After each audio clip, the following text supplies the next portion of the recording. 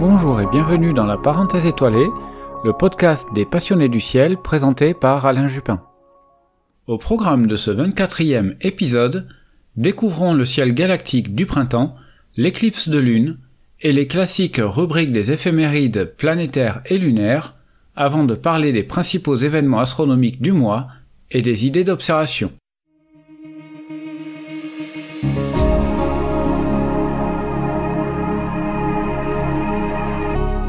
La visibilité des planètes.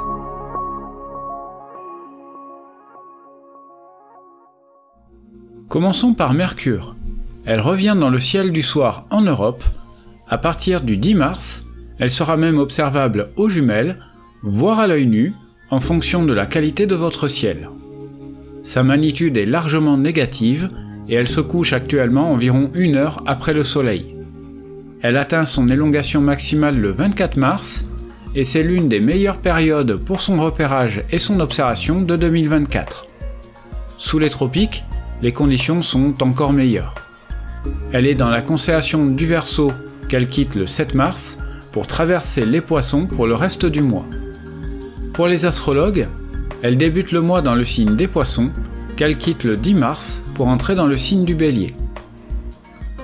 Pour Vénus, bien que toujours présente dans les lueurs de l'aube, se levant moins d'1 heure avant le lever du Soleil, elle est de plus en plus difficile à repérer. Il faudra cependant des jumelles et un ciel limpide, exempt de brume ou autre pollution atmosphérique de tout ordre. Sinon, circuler, il n'y a plus grand chose à voir. Sous les tropiques, son observation est cependant un petit peu plus aisée qu'en Europe. Elle finira sa traversée du Capricorne le 9 mars, pour finir le mois dans le Verseau. Pour les astrologues, elle est dans le signe du Verseau jusqu'au 11 mars, pour entrer dans celui des Poissons. Pour Mars, même si elle se lève plus d'1 heure avant le lever du Soleil ce mois-ci, il est possible de la repérer aux jumelles dans un ciel déjà clair. C'est valable aussi bien en Europe que sous les tropiques. Elle finit de traverser la constellation du Capricorne le 19 mars, pour entrer dans celle du Verseau. Pour les astrologues, elle quitte le signe du Verseau le 23 mars pour entrer dans celui des Poissons. Pour la géante Jupiter, les conditions d'observation se dégradent rapidement en Europe comme sous les tropiques. Elle est visible durant la première partie de la soirée. Il est toujours temps de profiter de l'observer, elle et ses satellites, mais dépêchez-vous, la belle période d'observation se termine. Sous les tropiques, notamment sous celui du Cancer, les conditions restent cependant excellentes. Elle sera tout le mois dans la constellation du Bélier et dans le signe astrologique du Taureau. Pour la planète Saturne, elle n'est toujours pas visible même si elle s'éloigne de nouveau de la position apparente du Soleil.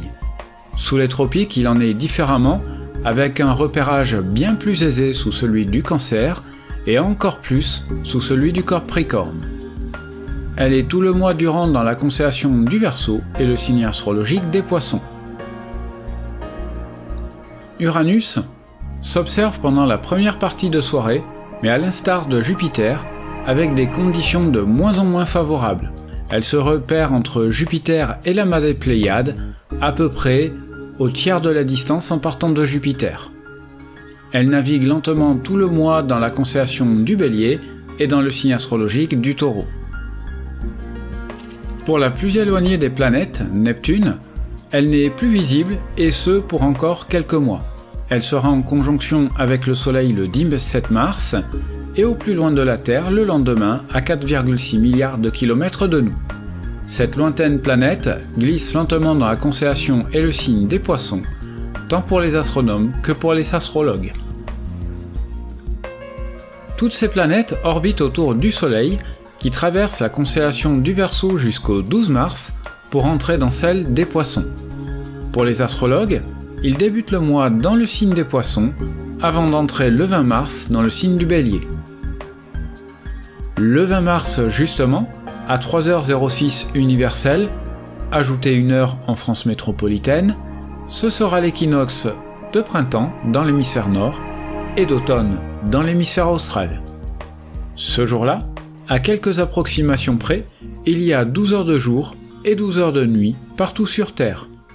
En France, cela nous laisse environ 8h30 de nuit astronomique, là où le ciel est le plus noir, en l'absence de lune, bien évidemment. Pour conclure ce chapitre planétaire, aucune planète ne sera rétrograde ce mois-ci.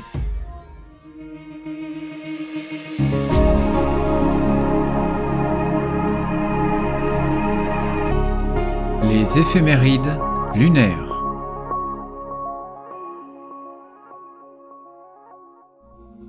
Ce mois équinoxial a débuté avec un quasi-dernier quartier qui a eu lieu le dimanche 3 mars dans la constellation du Scorpion. La nouvelle lunaison débutera le dimanche 10 mars avec la nouvelle lune dans la constellation du Verseau. Le dimanche 17 mars sera le dernier quartier visible dans la constellation du Taureau. Et nous terminerons le mois avec une pleine lune le lundi 25 dans la constellation de la Vierge. Celle-ci est surnommée la pleine lune de l'eau en référence à la journée mondiale de l'eau instaurée le 22 mars, donc quasiment jour pour jour cette année. Pour les spécialistes, notons que la Lune sera descendante sur son orbite jusqu'au 6 mars. Ensuite, elle sera une Lune ascendante jusqu'au 20. Elle croisera le plan de l'écliptique une première fois le 12 mars, c'est le nœud ascendant, et une seconde fois le 26 mars pour le nœud descendant. Le 10 mars, la Lune sera au périgée, à 356 895 km de nous. A l'inverse, le 23 mars, elle sera à l'apogée, à 406 294 km. Le 25 mars, à l'aube, la Lune entrera non pas dans le cône d'ombre de notre planète, mais dans le cône de pénombre, et ce sera donc une éclipse de Lune par la pénombre qui débute à 4h53 heure universelle et se termine à 9h32 en passant par le maximum à 7h13. Alors déjà que le phénomène en soi est quasi invisible, la Lune sera aussi, du moins en France et en Europe, très basse sur l'horizon, voire carrément sous l'horizon lors du maximum. Ce sera donc pas vraiment un phénomène intéressant à observer.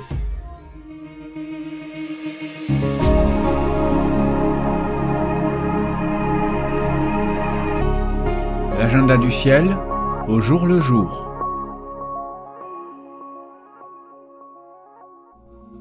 En ce mois de mars, la Station spatiale internationale fera de jolis passages nocturnes, essentiellement durant la première quinzaine. Vous trouverez en description le lien pour savoir quand l'observer. En début de mois, à la fin du crépuscule, l'arche galactique de notre Voie lactée s'étend du Lézard à la poupe et nous surplombe quasiment depuis le zénith par sa portion la plus étroite située dans la constellation du Cocher. Le 8 mars, pour la Journée mondiale des droits de la femme, les deux figures féminines mythologiques représentées par Vénus et la Lune dans le ciel seront en rapprochement. Vers 7 h du matin, les deux astres seront plaqués sur l'horizon est-sud-est et séparés par un peu plus de 8 degrés. La conjonction exacte aura lieu vers 18 h le soir, mais ce sera invisible depuis nos contrées européennes. Le 9 mars marque le début de la période pour tenter le marathon Messier. Pour rappel, il s'agit de faire les 110 km, les 110 objets du catalogue éponyme dans la même nuit, cela va de soi. Cependant, cette année, la bonne période de visibilité coïncide aussi avec la pleine lune. Pas de bol. Le 13 mars, le jeune croissant lunaire, éclairé de 17% par notre étoile, se couche en passant par l'arche de l'Arc de Triomphe, vue depuis le rond-point des Champs-Élysées. Un petit peu plus tôt dans la soirée, vous aurez sans doute repéré l'éclat de Jupiter, la plus grosse planète du système solaire, à côté de ce jeune croissant. Le 17 mars, tentez de repérer le V et le X lunaire, un phénomène éphémère certes, mais loin d'être rare. Pendant quelques heures, peu avant le premier quartier, le soleil rasant sur les cratères Uquert pour le V et des cratères Lacaille, Purbac et Blanchinus pour le X, fait apparaître ces deux lettres. L'observation est cette fois-ci à faire dans l'après-midi, par un ciel bien limpide et le plus transparent possible, le soir, ce sera déjà trop tard. Pour les amateurs de défis photographiques, profitez des derniers jours du mois pour photographier l'arche zodiacale en soirée, magnifiquement surmontée par l'arche galactique hivernale. Elle s'élance au-dessus de l'horizon ouest traversant les constellations. Elle s'élance au-dessus de l'horizon ouest en traversant les constellations des Poissons et du Bélier dans laquelle trône Jupiter. Le fin pinceau de lumière se fond dans la Voie lactée dans l'amas des Pléiades et on a l'impression qu'elle supporte notre arche galactique. Enfin, clôturons le mois avec le retour à l'heure d'été. Ce sera pour le dimanche 31 mars. À 2 h du matin, il faudra afficher 3 heures sur vos pendules. L'heure d'été court cette année jusqu'au dimanche 27 octobre 2024.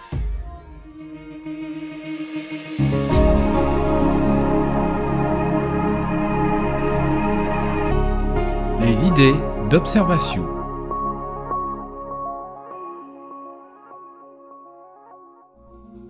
La partie bien visible du zodiaque s'étendra des Poissons jusqu'au Sagittaire qui refait surface en toute fin de nuit. En milieu de nuit et en milieu de mois, la Grande Ourse est accrochée au zénith, entourée par les constellations du Lynx, du Petit Lion et enfin des Chiens de chasse. Donnons quelques nouvelles de la comète 12P Ponsbrook.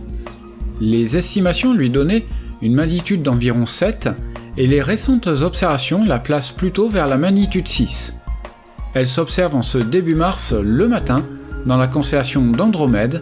Le mois prochain, si les choses restent en l'état, elle sera d'autant plus intéressante.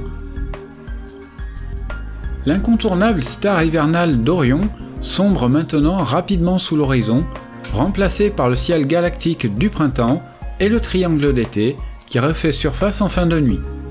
Avec l'aide d'une carte du ciel, je vous propose de repérer les constellations de la chevelure de Bérénice et des Chiens de chasse. Elles sont coincées entre la Grande Ourse, le Lion et le Bouvier, repérables grâce à la brillante étoile Arcturus. En dessous de la Vierge, le Corbeau est assez facilement repérable. Mais arriverez-vous à trouver la constellation de la Coupe ? Dans des jumelles, les classiques de l'hiver, abordés les mois derniers, deviennent de plus en plus compliqués du fait des jours qui rallongent et qu'ils se couchent également de plus en plus tôt. Mais M44, l'amas de la Crèche, reste observable dans de bonnes conditions. L'amas globulaire M3, puis plus tard dans la nuit M13 et M15 sont de nouveau accessibles avec vos jumelles. Le ciel de printemps est très galactique. Ce seront les objets les plus nombreux, mais pour autant pas les plus spectaculaires en termes de luminosité. Entre Vendémiatrix de la Vierge et l'étoile d'Enebola, l'extrémité de la queue du Lion, se trouve l'amas de la Vierge, un regroupement de 1000 à 2000 galaxies.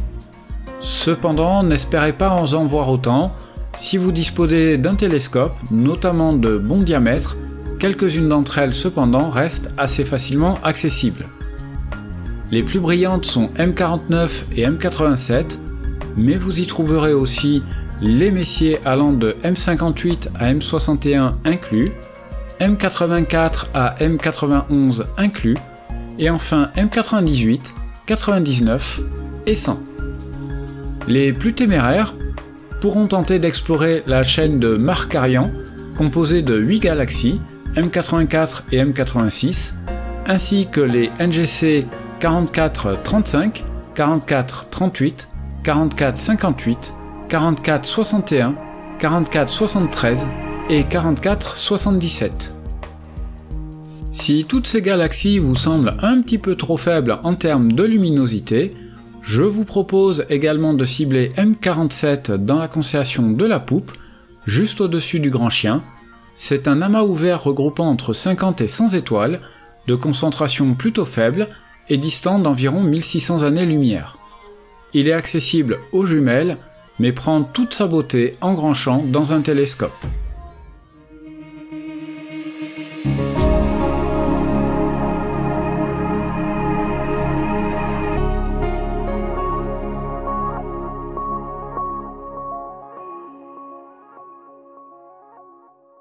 Pour conclure cet épisode, comme toujours, n'hésitez pas à me faire vos remarques et commentaires, indispensables pour améliorer ce podcast.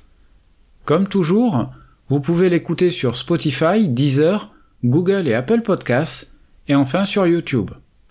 Quelle que soit la plateforme, pour ne pas rater le prochain épisode, n'oubliez pas de vous abonner sur la plateforme en question, ou mieux, à la lettre d'information mise en place l'été dernier. Merci à toutes et à tous pour votre écoute. N'oubliez pas de lever les yeux vers le ciel pour de belles observations astronomiques, je n'en doute pas.